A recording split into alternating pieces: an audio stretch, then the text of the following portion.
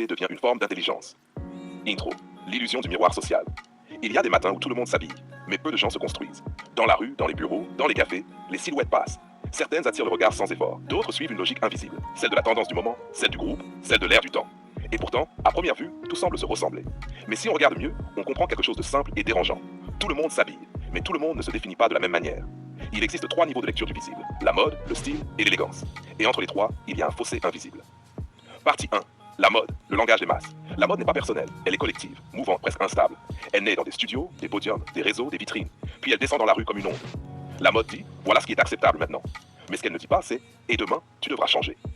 La mode est une pression douce, elle ne force pas, elle influence. Elle crée une illusion puissante, celle d'appartenir. Quand tu suis la mode, tu n'es jamais vraiment en retard. Mais tu n'es jamais vraiment en avance non plus. Tu es dans le flux. Et dans ce flux, beaucoup se sentent rassurés. Parce que suivre, c'est parfois plus simple que choisir. Mais la mode a une vérité silencieuse. Elle ne reconnaît personne. Elle remplace. Partie 2. Le style. L'identité qui résiste au temps.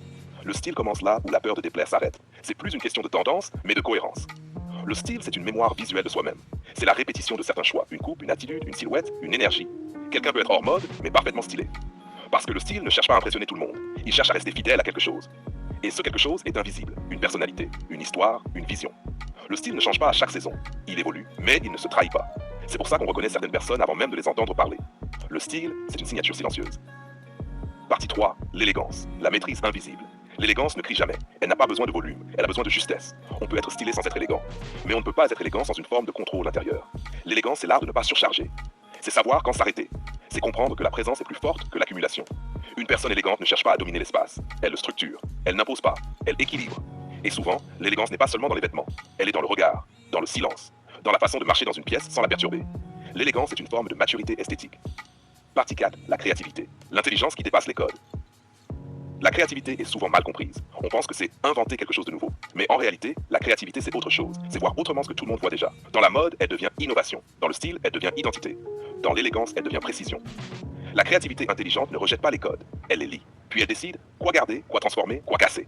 C'est là que se joue la différence entre suivre et comprendre. Celui qui suit copie, celui qui comprend transforme. Et transformer demande une chose rare, une vision intérieure plus forte que l'influence extérieure. Partie 5, les 3 niveaux de conscience. On peut voir ces 3 notions comme 3 niveaux de conscience sociale. Premier niveau, la mode. L'individu absorbe, il reproduit, il s'adapte. Deuxième niveau, le style. L'individu filtre, il choisit, il affirme.